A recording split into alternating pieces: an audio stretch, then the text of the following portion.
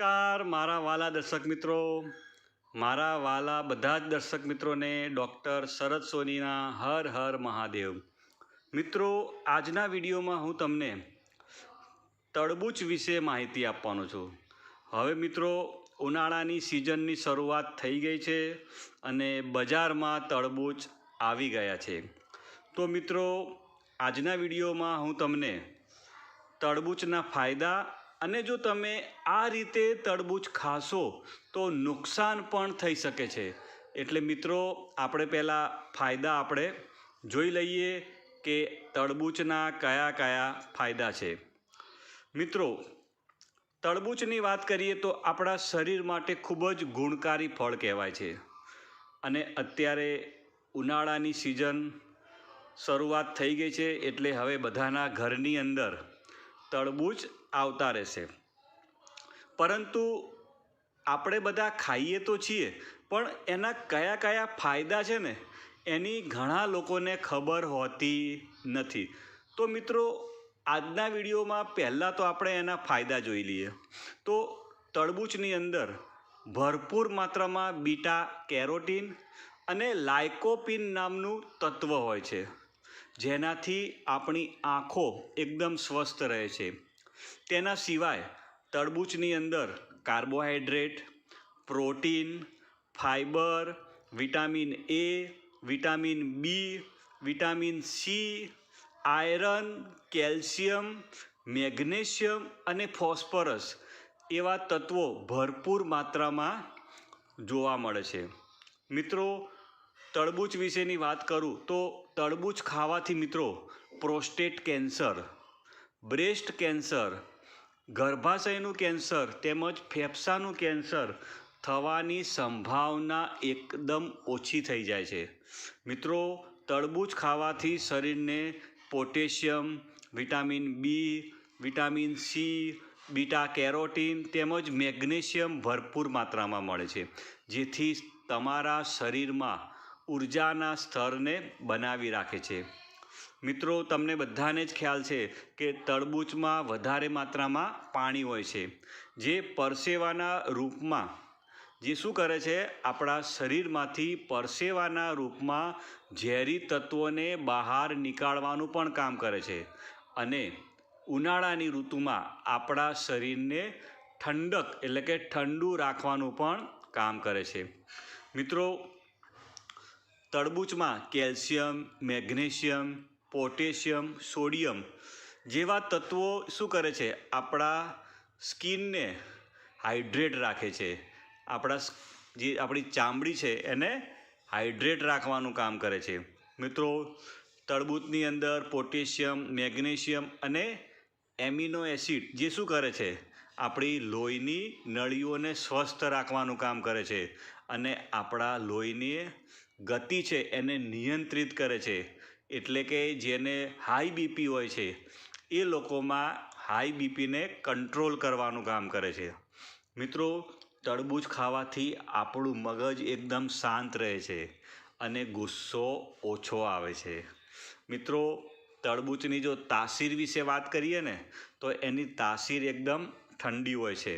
એટલે શું કરે છે, આપણા મગજને શાંત રાખે છે. તમને બધાને જ ખબર છે કે તરબૂચ તો ખાવામાં ફાયદાકારક છે જ, એના બીજ પણ આપણા માટે ઘણા બધા ઉપયોગી છે. એના બીજની અંદર પણ ઘણા બધા પોષક તત્વો હોય છે. મિત્રો, જો એના બીજની વાત કરું તો બીજને પીસીને ચહેરા પર લગાવવાથી સુંદરતા આવે છે. સાથે જ આનો લેપ જો કોઈપણને માથાનો દુખાવો થતો હોય અને જો આનો લેપ માથા ઉપર લગાવવામાં આવે તો એનાથી પણ આરામ થાય છે.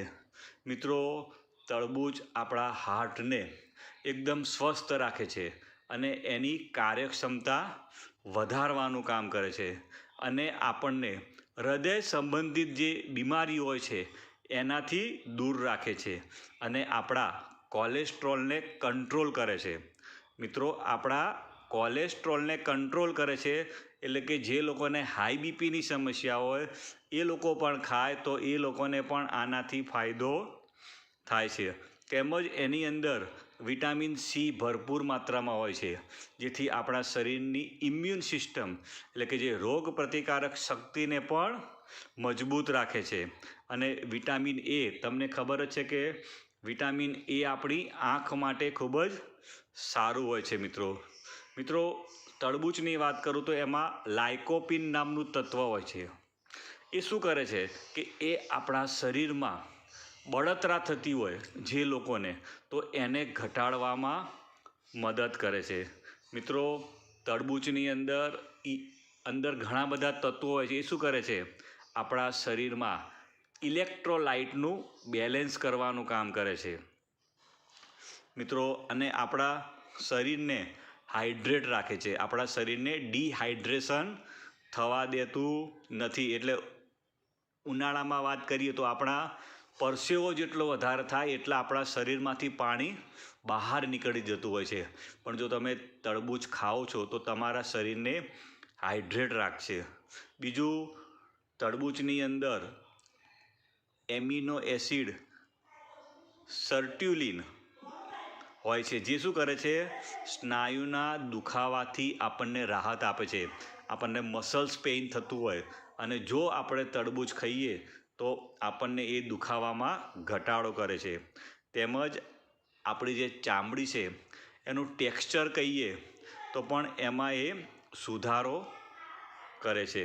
અને ઘણા મિત્રોને વજન બહુ હોય અને જો તરબૂચ ખાય તો એમાંથી વજનમાં પણ ઘટાડો થઈ શકે છે.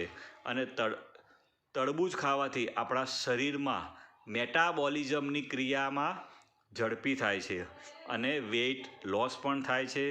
અને બીજું કે આપણા શરીરમાંથી જો એ વધારાનું જે ઝેર હોય છે ને, જે ખરાબ તત્વો કહીએ, એને પણ એ બહાર નીકાળવાનું કામ કરે છે. મિત્રો તરબૂચ એક એવું ફળ છે કે જે ગરમી તો દૂર કરે છે પણ આપણને હીટ સ્ટ્રોકથી બચાવે છે. મિત્રો આપણે વાત કરીએ તો ઉનાળામાં અત્યારે આપણે 43-44 ડિગ્રી સુધી ટેમ્પરેચર જતું હોય છે. જો આપણે તરબૂચ ખાઈશું તો આપણે હીટ સ્ટ્રોકથી બચી જઈશું. તો અને મિત્રો આપણે બીજી વાત કરી કે તો હવે કઈ રીતે નુકસાન થાય છે. તો મિત્રો ફાયદા તો એટલા બધા છે જ, પણ જો તમે આ રીતે તરબૂચને ખાશો તો એનાથી નુકસાન પણ થઈ શકે છે. તો મિત્રો એક વયસ્ક વ્યક્તિ હોય એને દિવસમાં 200 ગ્રામથી વધારે તરબૂચ ન ખાવું જોઈએ. મિત્રો જે વયસ્ક વ્યક્તિ હોય એને 200 ગ્રામથી વધારે તરબૂચ ખાવું જોઈએ નહીં. અને મિત્રો આપણે તરબૂચની વાત કરીએ તો જે લારી ઉપર તરબૂચ મળતું હોય ખુલ્લું, અને ઘણા તમે જોશો તો બરફ ઉપર મૂકેલું હોય છે ઠંડુ, એ પણ આપણને નુકસાન કરી શકે છે, જેનું આપણે ખાસ ધ્યાન રાખવું. મિત્રો તમને મારો વિડીયો સારો લાગ્યો તો લાઈક કરજો, શેર કરજો અને બીજા લોકોને મોકલજો.